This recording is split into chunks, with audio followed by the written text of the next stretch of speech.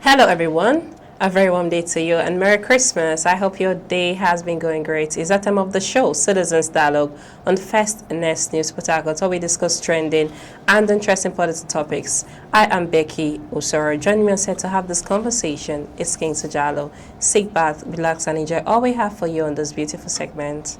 It's a pleasure having you on set, Kings. Thank you so much, Becky. Merry Christmas. Same to you. I hope you had a great time with your family yesterday. Of course, it was lovely. Yesterday was Boxing Day, Yeah, and then the Boxing day before yesterday was Christmas, yes. Okay, so it's still Christmas of anyway. Course, it's still Christmas. So Happy New Year in advance. Okay, so it's been a beautiful year. Of course. So how has this year been so far? Well, we thank God for everything, despite the ups and downs. We still give glory to God, and we hope for the best that is coming 2026. Thank you so much. Okay, so let's head straight to the story for today.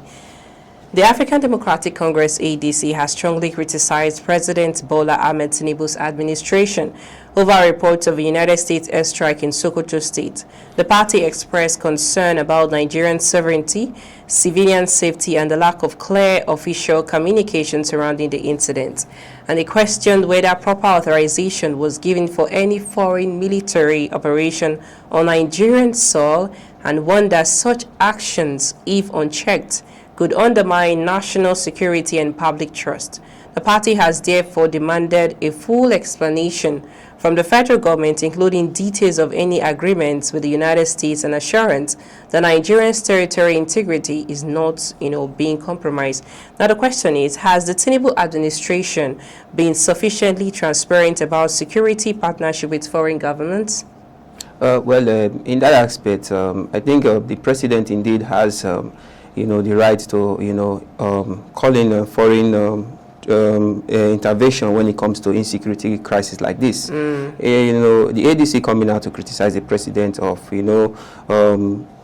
giving rights to external bodies to intervene in this issue. I think if you look at it, the foreign Minister of Foreign Affairs, that is the life of Yusuf, who came out and said, he conversated with the U.S. militaries and also with the president, giving him the go-ahead. I watched the news scene where he made it clear to the public, gave him the go-ahead minutes before, the strike was taken on from the Gulf of Guinea to the local government in Sokoto. And he said the president gave the order that they should carry on the strike, releasing that airstrike. I think what the ADC is trying to say is that they would have, informed the public ahead of time or something. Informing the public, the ADC might be right in their own sense, but if you look at it, I think the president is trying to really prove to Nigeria that, look, he's really doing what he has promised, trying to, have a coalition with external forces in order to tackle. The ADC who is coming out right now to say the president would have, informed Nigeria and do this, do that. They were still the ones who, has been criticizing the president, saying, no, he's not doing anything about this insecurity menace and thereabout. Now that the president has, taken one action, I think it's, something that you should use the word, there should be an applause. You understand? But, in the other way around, fine, Nigeria is a sovereign state. Fine, the citizens ought to have the right to be informed. But the ADC shouldn't over-criticize the president in this aspect. Rather, they should all come together and, seek further on how these things should be done appropriately. Not trying to criticize. This is not the time for criticisms. This is not the time to try to blaspheme the president of not taking permission from the people. You understand? The president is trying to do what he has promised, tackling security, yes, bringing a standard body, but nevertheless, there shouldn't be a condemnation in this regard right now. So is the ADC raising legitimate national concerns, or is it the criticism driven by political opposition? It's, of course, is the criticism is just as you said, driven by political opposition, because why have personnel in the APC not try to raise this alarm or criticize it, or other parties? So this is a political wrath. They should put that aside now and support the president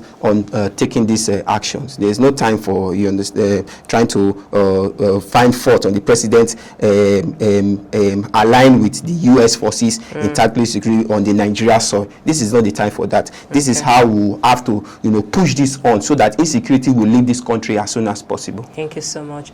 Let's just look up to the second story. Yes. Sheikh Ahmad Gumi, a prominent Islamic cleric in Nigeria, sparked national controversy after stating that Nigerians must learn to live with the Fulani herdsmen. He argued that Fulani herders are not foreigners, but Nigerians whose livelihoods depend on grazing, and that continued hostility towards them will only worsen insecurity. He also maintained that banditry and herder-farmer clashes are rooted in long-standing neglect, poverty, and in lack of inclusion, rather than ethnicity alone. He called for dialogue, integration, and government-led solution instead of violence or collective, blame. Now, the question here is this: what exactly did Sheikh Gumi mean by learning to live with Fulani herdsmen? And was his message misunderstood or poorly communicated? Of course, you know what's happening in the northern area. Yes. What authority does it really have to come out and say we have to live with the Fulani herdsmen, regardless of the crisis that's happening? Yeah, who is this man? Initially, Gumi is popularly known as an Islamic cleric. I think the northern part of Nigeria, the Sokoto, in Sokoto State. Now, him coming out to make this statement, you understand, it's as if you are trying to be in the side of those who are terrorizing the country. Now, fine, we know that the X-Men, most Fulani X-Men are, just people who go about catering for their livestock and thereabout. But you should understand that, look, there are bad eggs, that there are those who have hijacked this process in using to terminate the reputation of Nigeria, causing mayhem to common villagers. And you don't expect Nigerians who have been terrorized by most of these Fulani X-Men to be able to cope with them. You understand? Now, I think the federal government should really sit up and watch most of the statements of this particular Islamic cleric and, probe him for such statement. Recently, he also came out, to accuse the federal government of giving the U.S. authorities, taking on that strike in Sokoto on most of in the current terrorist camp where the U.S. made the strike. He has also made more and more statements trying to, we could also recall where he made a statement saying that, that kidnapping is not really a crime except maybe killing of soldiers. That is a crime. What we want to say, why is this man trying to side people who are terrorizing Nigeria? You understand? Definitely, it's as if you are heading these bandits and thereabout. So the government should really probe him and try to investigate most of his statements. You understand? Because most statements, and they'll say, he's just making statements and thereabout. But come on, we should try to fast check this statement and know where he's heading to. This is not the first time. This is not the second time. Now, coming back to his statement. Nigeria is trying to cope with X-Men. I don't think that would be a possible situation due to the level of drastic, menace these people have caused to the country. So it's a time whereby, federal government will have to look into the case of Gumi and try to find out where he's really headed to in most of his statements. Okay, so can dialogue alone solve the herder-farmer crisis, or must it be combined with strong law enforcement? Yes, of course. There should be a law enforcement that should, make sure that these people don't really have, continue interrogating, the lives of most especially farmers and thereabout, because there are a lot of people who they have caused, fear, put grief in their mind. You understand? You go to some communities whereby you find cattle raiders and thereabout. The next thing that comes into your mind is, bandits are here because of the drastic menace that has been going on within the X-Men. So there should be a rule or body that will govern the whole situation. Thank you so much. It's still the show, Citizens Dialogue on First News Port Harcourt. I am Becky Usoro. Let's go for a short break. Still here on Set With Me, it's King Sajalo. Please stay with us. Welcome back to the show, Citizens Dialogue on First News Port Harcourt. I am Becky Usoro. Thanks for staying with us. Let's just round up with the story for today. The Economic and Financial Crimes Commission, EFCC, has traced 41 high-value properties estimated at about 212 billion naira to Abubakar. Lands, factories, a printing press, and cooperative facilities located across Kebbi State, Kano State, and the Federal Capital Territory, FCT. As part of its investigation, the federal government has filed a 16-count money laundering charge against Malami and his son, alleging that some of the wealth was acquired through unlawful means during his time in office. The question is, how do ordinary Nigerians view this case as a breakthrough in anti-corruption and selective prosecution? Well, in the case of Malami, I think the news of Malami has been up for quite some weeks now. Thereabout, being brought by the EFCC and thereabout. First of all, I really want to give kudos to the EFCC. I think they've really taken a really serious step on this matter, because if you look at the high rate of property that was found under his domain since he was probed, honestly, is indeed, in the face of Nigeria, I think a lot of people would really lost hope in our governmental system. We'll feel as if we are not. So with this now, there's hope. We could see that they are working for. Of course, no. In terms of course, the EFCC, just like I mentioned, I've given kudos to the EFCC. But looking at how most of our leaders, you understand, could be, this let me not use the word reckless, could be this self-centered by trying to take public thought into their own personal interest is really uncalled for. Okay. Just you alone, you having 41 properties, you understand, into your own self, and the fact is, we could see the amount that it worth. Just give me some time, Becky. I think I will just count a few of the worth of most amount which was found. Okay, look at the Kebbi State property. Now you can see a total violation of 162 billion 195.95 million naira.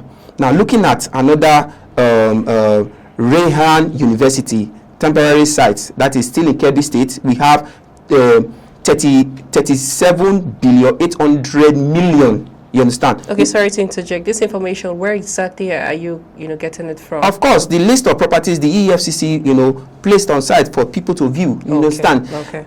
There are so many. Okay, this other one shocked me.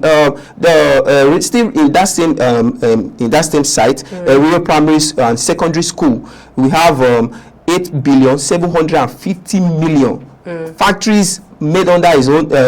We have a plant unit of 10 billion 500 million. Now look at the huge amount of funds which he used in inventing this. Okay, what is he trying to do now? Is he trying to say that he's building this for the use of the public or what under his name? We could definitely see this as total fraud. So what message does this send to both current and future public servants? Of course, it shows that indeed the rate of corruption in this country really need to be, that is in a high level.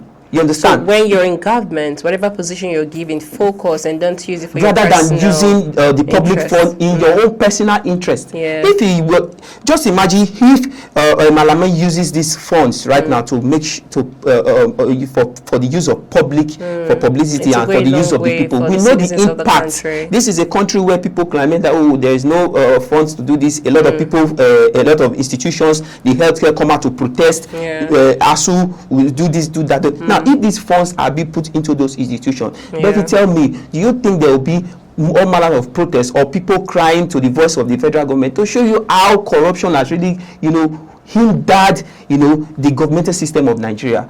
Just like I said, kudos to the EFCC and, the adequate punishment to be. I think in a case like this, when public fund is business, I think it's worth 24 or 21 years imprisonment or life sentence without any fine. I think these consequences should be given. It's not all about probing him. It's about letting him face the wrath of the law. You shouldn't just allow an individual who have committed this justice and go scot-free, because in most cases you see high-profile personnel being probed by the EFCC or other security institution. All of a sudden the matter. No, this one should be taken serious. Thank you so much. It should serve as a lesson to any other politician or to any other high-profile personnel who is about or who is already in such act yet to be captured. It should serve as a lesson to them that look, there is no going scot-free on such a selfish act. Thank you so much, Jalo. Thank you, Becky. Thanks, everyone. That's our show for today. Citizens Dialogue on First News Port Harcourt. I am Becky Usoro. Many thanks for watching. Bye for now and Merry Christmas to you.